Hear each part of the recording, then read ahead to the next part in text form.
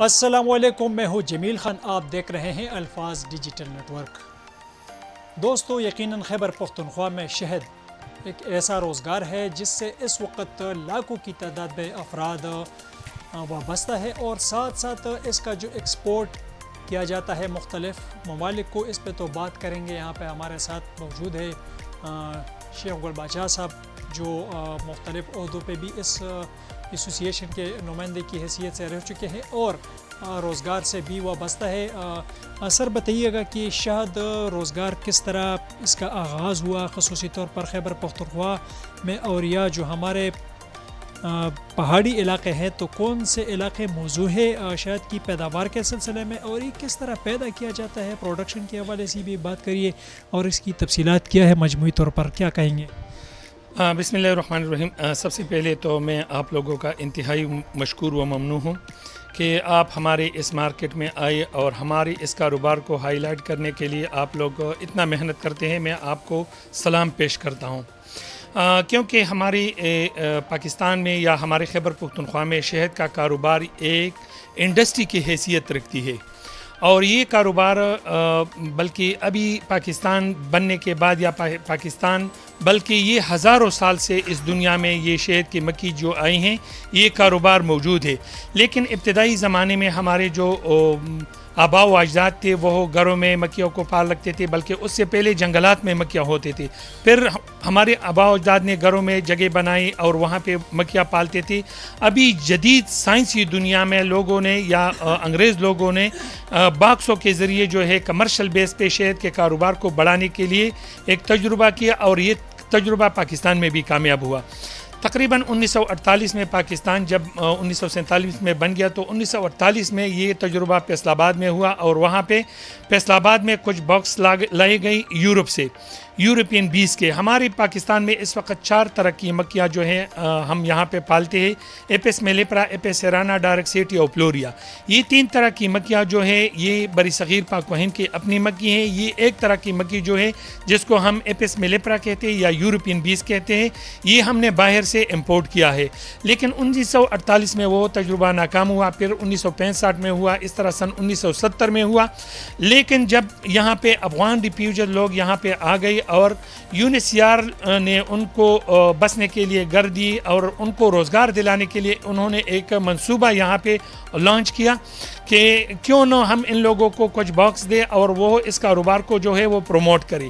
تو اس زمانے میں جو ہے ترنا فارم انٹومالوجسٹ ڈپارٹمنٹ، پشاور یونیورسٹی اور مختلف محکموں نے اور خاص کر UNHCR نے 10 بندے 20 بندوں کو ٹریننگ دیتے تھے اور ساتھ ہی ساتھ ان کو باکس بھی دیتے تھے۔ تو اس لیول سے یہ کاروبار جو ہے پاکستان میں سٹارٹ ہوا، اور ابھی اللہ تعالیٰ کے فضل و کرم سے پاکستان جو ہے 1990 تک ہم شہد کے حوالے سے ایک امپورٹ کرنے والے ملک تھے، لیکن 1990 کے بعد پاکستان جو ہے وہ ایکسپورٹ کے درجے میں شامل ہو گیا، اور اس وقت پاکستان میں اس انڈسٹری کے ساتھ تقریباً 16 لاکھ لوگ جو ہے وہ ڈائریکٹ اور انڈائریکٹ منسلک ہے۔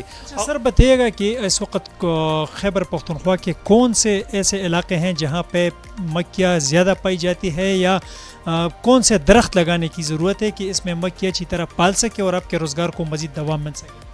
پاکستان خیبر پختونخوا میں تو ہر علاقے کے لوگ جو ہے اس کاروبار میں انوالو ہے، لیکن زیادہ تر لوگ جو ہے ابھی اس کاروبار میں وہ افغان ریفیوجیز ہے، اور ہم کوشش کرتے ہیں، ہماری یونین کا یہ سٹرگل ہے all Pakistan beekeeper exporter and trader کا، کہ ہم مقامی لوگوں کو جو ہے وہ ٹریننگ دے، مومن کے، باجوڑ کے، خیبر کے، وزیرستان کے، پشاور کے، مردان کے، تاکہ یہ کاروبار ہمارے اپنے لوگوں کو منتقل ہو جائے۔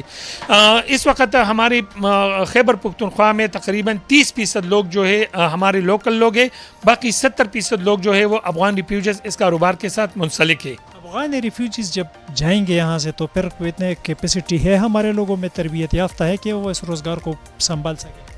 بالکل، ہم اپنی یونین کے تھرو حکومت کو یہ سجیشن دینا چاہتے ہیں کہ اگر آپ ان لوگوں کو جانے پہ مجبور کرتے ہیں، سب سے پہلا ڈیمانڈ جو ہے ہماری یونین کا یہ ہے کہ یہ لوگ جو ہے 30-35-40 سال کے ایکسپرٹ لوگ ہیں، بی کیپنگ کے ہر اس طرح ٹریڈنگ اور ایکسپورٹ سے واقف لوگ ہیں.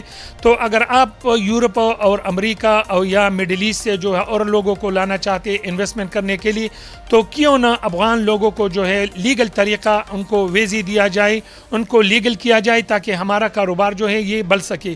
بالکل یہ خلا اس وقت مارکیٹ میں موجود ہے، بلکہ مارکیٹ جو ہے شہد یا ہنی کا کاروبار جو ہے وہ کرش ہونے والا ہے اگر یہ صورتحال پیدا ہو گیا.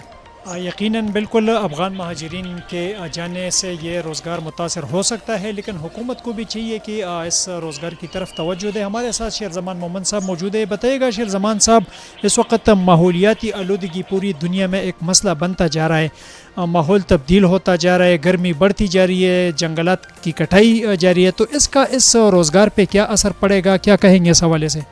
بسم اللہ الرحمن الرحیم. بہت شکریہ. جس طرح کہ ساری دنیا میں ماحولیاتی تبدیلی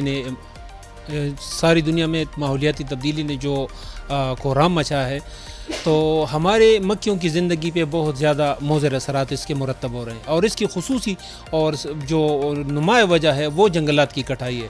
ہمارے ملک میں جو جنگلات ہیں ابھی 4% رقبے پہ ہمارے جنگلات رہ چکے ہیں.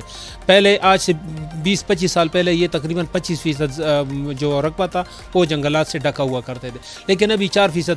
تو 4% میں ہماری مکھیاں کس طرح گزران کرے گی؟ مطلب کہ ان کی خوراک کے لیے کیا رہے گی، پودے کدھر رہیں گی؟ جو سورج کی جو تپش ہے وہ جو جون کے مہینے میں پہلے جس پوزیشن پہ ہوا کرتی تھی وہ اس سے دگنا ہوا جاتی ہے.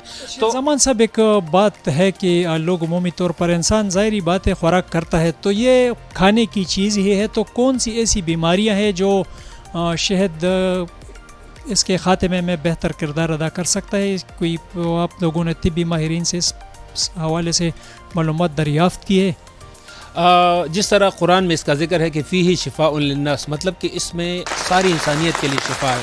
تو شہد ایسا کوئی مرض بھی نہیں ہے کہ جس کے لیے شہد موضوع نہ ہو اور اس کے دوا کے طور پہ استعمال نہ ہو، لیکن اس کا اپنا اپنا طریقہ ہے. اس طریقے کے ساتھ اگر آپ شہد کو استعمال کیا جائے تو میرے خیال سے انسانی جتنی بیماریاں ہیں ان کے لیے علاج اس میں موجود ہے. اچھا، وہ پشاور کی مارکیٹ ہے یا خیبر پختونخوا کی، کن اضلاع کو یا کن صوبوں کو یہ آپ ایکسپورٹ کرتے ہیں یا کن ممالک کو، اور حکومت اس میں کیا کردار ادا کر رہی ہے یا نہیں کر رہی، کیا مطالبہ ہے ان سے؟ خیبر پختونخوا میں الحمدللہ شہد کی جو بڑی مارکیٹیں ہیں سارے ملک کی پاکستان کے لیول پہ، وہ خیبر پختونخوا کے پشاور شہر کے ساتھ موجود ہے، جو کہ پاک انٹرنیشنل ہری مارکیٹ اور تناب کے نام سے مشہور ہے.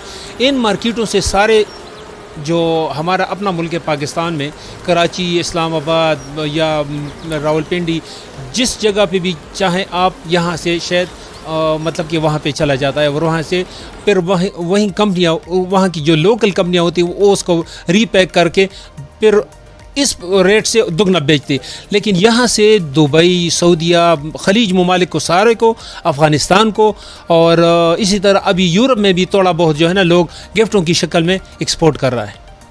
جی بالکل، یقیناً آپ نے گفتگو سن لی شہد کے روزگار سے وابستہ افراد کی، اور یہ ایک بڑا روزگار ہے. حکومت کو بھی چاہیے، عوام کو بھی چاہیے، اور خصوصی طور پر جو خیبر پختونخوا یا افغانستان کے لوگ اس وقت ہمارے پیغام سن رہے ہیں، آپ کوئی رائے ہمیں دینا چاہتے ہیں، تجاویز ضرور اپنے کمنٹس میں دیجئے. الفاظ ڈیجیٹل نیٹ ورک کے ساتھ رہیے اور ہمارا چینل بھی سبسکرائب کریے، انشاءاللہ آپ کو آگاہ کرتے رہیں گے مختلف موضوعات پہ. شکریہ.